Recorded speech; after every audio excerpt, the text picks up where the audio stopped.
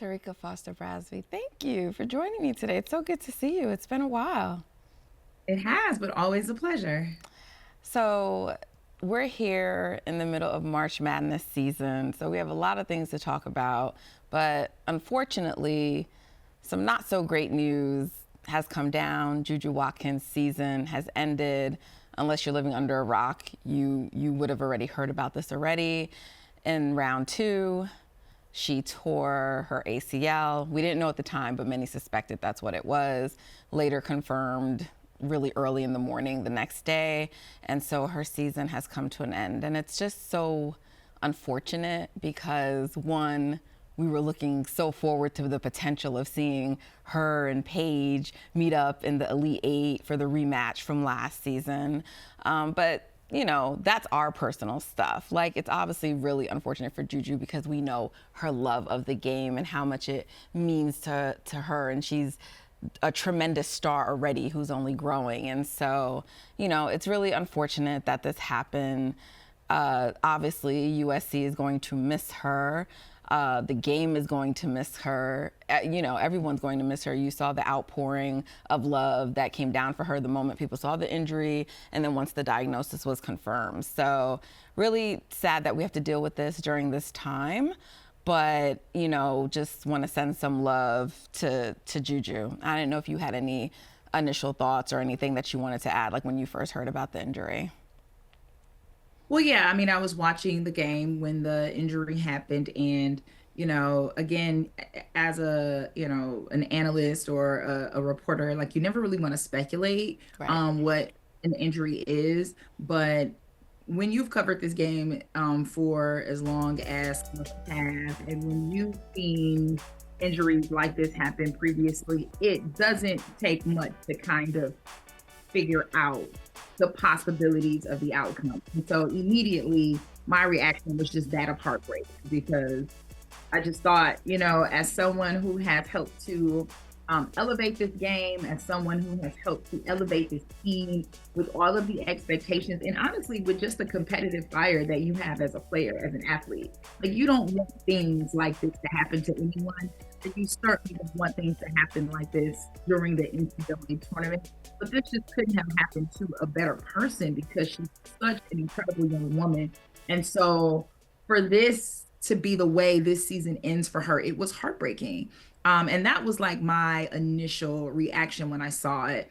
Afterwards, I think my reaction became the USC Trojans stepped up in a way that I was so impressed, where it was like, you want to reassure your teammate that things are fine, that we've got your back, that we can handle this without you physically being here. And so I was incredibly impressed with the way that USC, specifically Kiki Iriafen, stepped up to handle the rest of that match. Because this happened early in the game. Like this wasn't, midway through. This was within minutes of the first quarter that this Yes. happened. There was a lot of basketball that was left to be played. And I just really was impressed at the way that her teammates stepped up for her and stepped up for the team and for the fans and stepped up for each other, more importantly, to really handle the business against Mississippi State. Yeah, agreed. Kiki Iriafen was tremendous. And, you know, I felt so proud of her in the moment. And it's not that we didn't know that this is something Kiki could do. You know, by all measures, this has sort of been a down season for her. So I'm glad that on one of the brighter stages, she was able to put on that kind of performance and people were able to see and be reminded, like coming into the season, she was the projected #2 pick and now her draft stock is kind of up and down because adjusting to the USC system, and then she's playing now next to another superstar who's getting more of the touches, so she's it's been rough for her in her own words, adjusting and fitting in. So the way there was no hesitation. She just took charge, had a career night You know, like Yep. she had a season high in points. That's a USC season high. And she did it in the March Madness tournament. So just really incredible performance from Kiki. Such great leadership when her team needed it. And I was really impressed by them. You know, when something like this happens, obviously tensions are high and, you know, people are looking for someone to blame. I watched that play and I didn't see anything, Terrika. Like, yes, a Mississippi State player did bump into JuJu, but there's really actually no indication that that's what caused the ACL to tear, even though there was some contact, because an ACL can just tear on its own. And the contact from what I saw, looked pretty incidental, was sort of minimal. It didn't really look like much from what I could see. It definitely did not look like a dirty play. And I say this, Terrika, because some of the Mississippi State players, and the player in particular who bumped into JuJu, she had to turn off her comments on Instagram. She's been receiving a lot of online harassment due to this. And it's just not right. We don't need that. I don't think JuJu Watkins would want that. We all understand that this is a contact sport, and unfortunately, injuries do happen, but there is no one to blame here. It's just part of playing this game that I love to watch, that I love to talk about, and that these players love to play. And so, you know, we saw Coach Yo post about it, and she talked about, similar to you, how heartbreaking it was for JuJu. Not gonna lie, JuJu's injury put a damper on me last night. If you're a fan of basketball, it hurt to see. I couldn't even watch after that. But anyone that says Miss State was dirty, please stop that narrative. Please, and let's pray for Ju's recovery and healing, and also Lindsay and her team. I couldn't agree with her more. There was someone else trying to insinuate online that the Mississippi State player was dirty, or like that the play was dirty, not that the player was dirty. And Aaliyah Boston also said, hold on, let's not do that, because we don't know what that player is going through. We don't know the mental impact that this is having on her. So, you know, we don't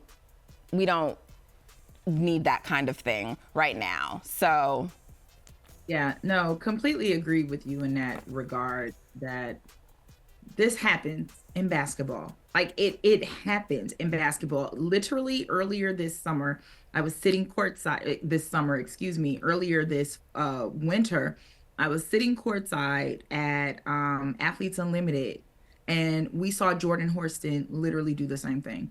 It was one of those plays where it was like, hey, it's just a basketball play. It's just a move.